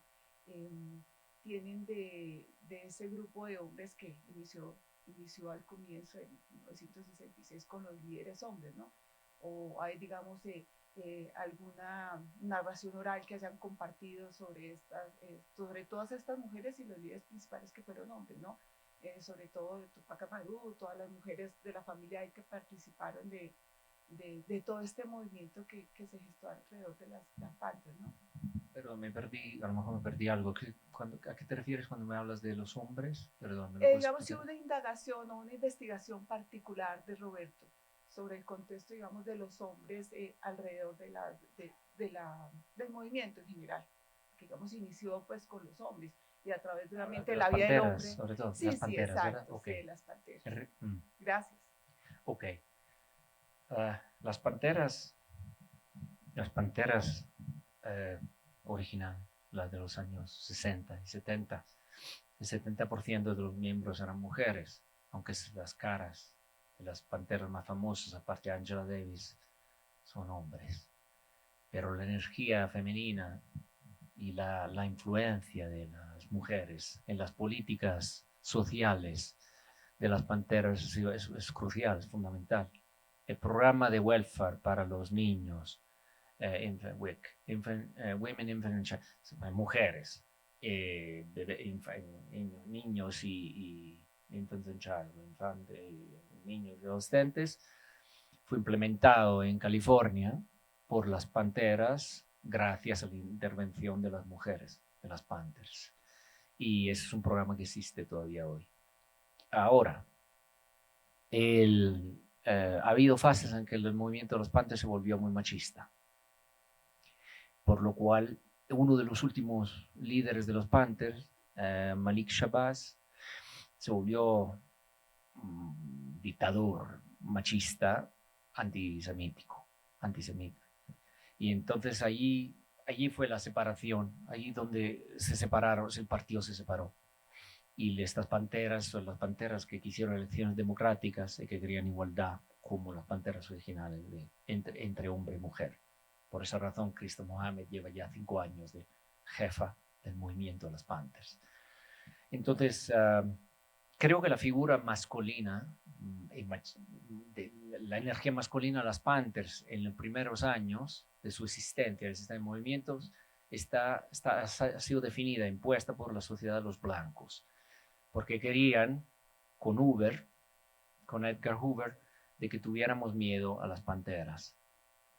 Y como las panteras se están poniendo muy fashionable, muy de moda, empezaron a dar esta imagen del hombre Además, el hombre negro, que tiene unas connotaciones violentísimas en América. El hombre negro es el hombre primordial, así llamaba, si lee relatos en esos años, los años primeros 2 décadas, 3 décadas del siglo XX, mucho se habla del negro primordial, del negro violento, el negro enorme. Y entonces nos dieron esa imagen, pero nunca las Panthers han sido un movimiento con tanta energía masculina, la verdad. Pero es algo que los hombres, el blanco, nos impuso. No sé si responde un poquito por eso para contextualizarlo a nivel histórico. Dije, creo que lo dije ayer, en el coloquio al final de la película, que yo sabía de la presencia, pues es información un poquito que se puede conseguir, ¿no? 30% de los hombres afroamericanos en América acaban en algún momento en la cárcel y entonces muchas mujeres se hacen cargo de la familia. Y eso sí lo sabía, pero no sabía bien cómo este rol se extiende a la comunidad. Y yo no tenía conocimiento, no soy calificado, no tengo ninguna... Lo dije ayer, hablé de ineptitud a la hora de representar a una mujer. Entonces di muchísimo espacio a estas mujeres para que ellos pudieran sacar su voz y autorrepresentarse. Y no hay censura. Judy escogió lo que tenía que decir. Y lo mismo la señora Ashley, la madre de los niños, tanto como Crystal. Y entonces esta imagen fuerte, la presencia y energía femenina de la película viene de ellas. Y el impacto en la comunidad es muy fuerte de la mujer. Es curioso como la sociedad americana blanca hable de las comunidades negras como casi barbáricas, casi poco evolucionadas, cuando todos los estereotipos entre géneros vienen de la sociedad de los blancos. No, el empowerment de la mujer en la sociedad afroamericana es algo muy orgánico, muy natural. Y mientras que la opresión de la mujer es algo que pertenece a la sociedad de los blancos. Entonces, al fin y al cabo, lo que vi no es algo que tuve que buscar, es algo que está allí de forma muy natural, muy orgánica, que es como tiene que ser. El rol de la mujer es lo que le pertenece. La mujer fuerte no es nada nuevo. La mujer que puede hacer lo que hace el hombre, pero en la sociedad de los blancos, de la élite americana, no es así. Últimas 2 preguntas.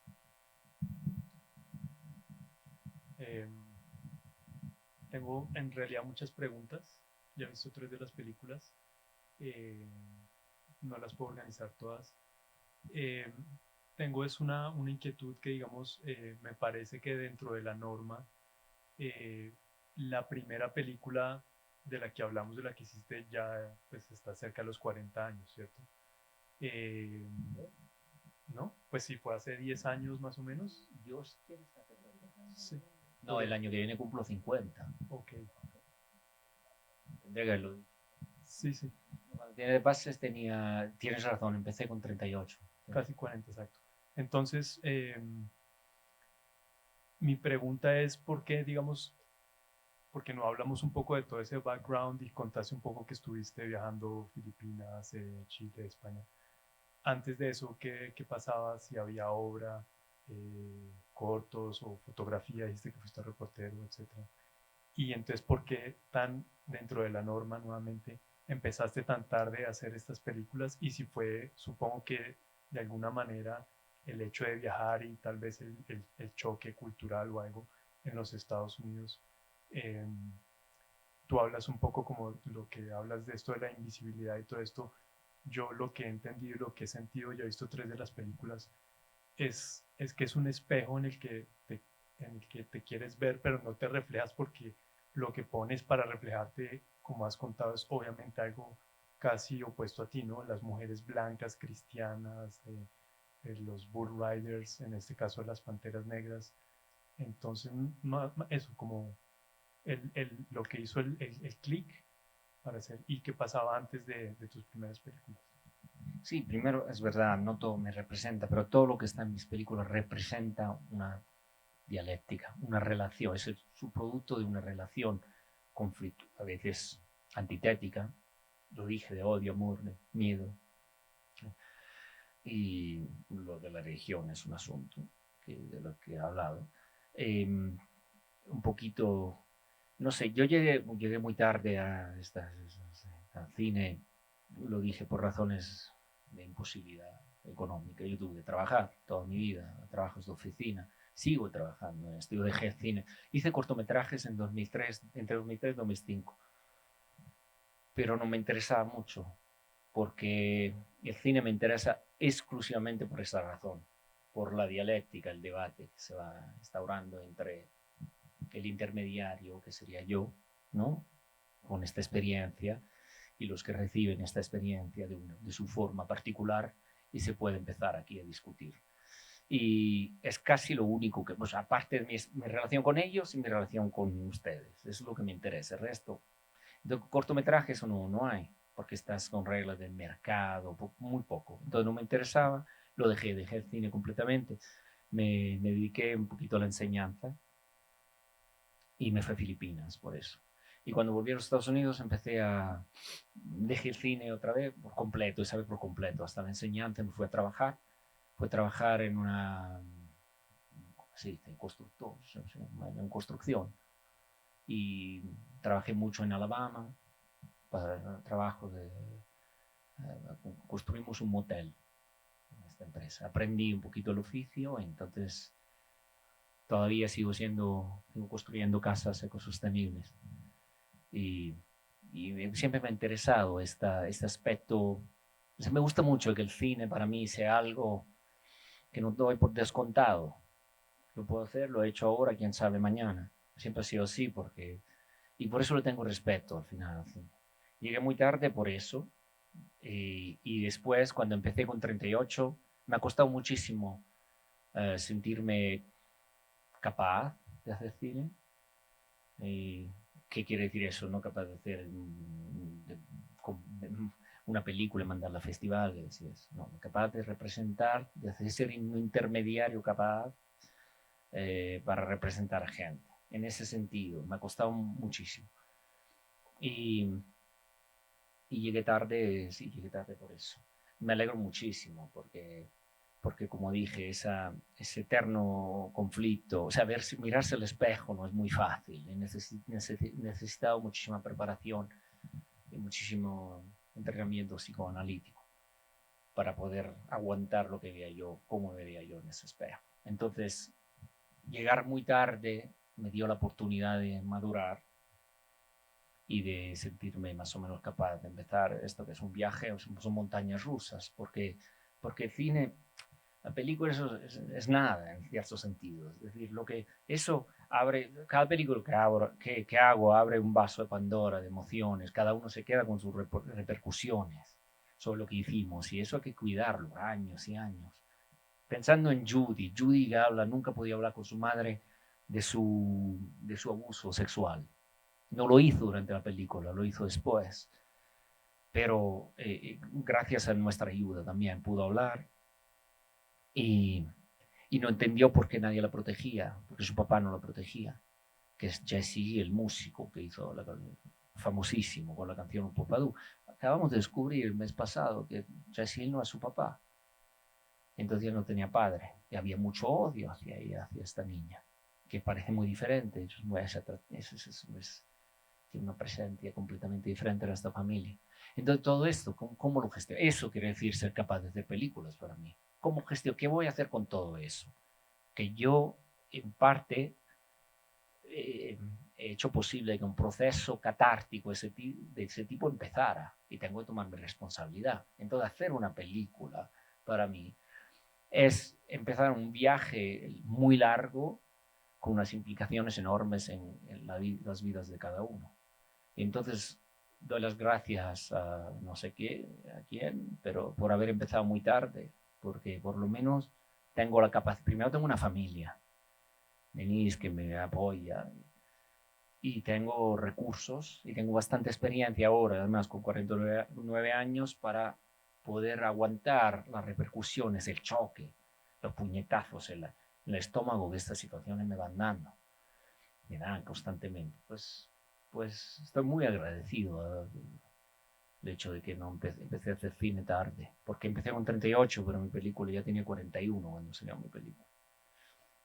Estoy muy agradecido porque mis prioridades son diferentes. Ya, no digo diferente de otros, diferente de cómo podría haber sido conociéndome mí con los 20 años. Habría acabado, no sé qué habría hecho con todo esto. Habría matado a alguien antes. No tenía la capacidad de controlar mis emociones. Ahora un poco mejor. Bueno, debemos llegar hasta aquí por tiempo, entonces muchísimas gracias a ustedes por estar aquí. Muchas Muchísimas gracias. gracias a Felipe. Muchas gracias. Alcaldía de Bogotá.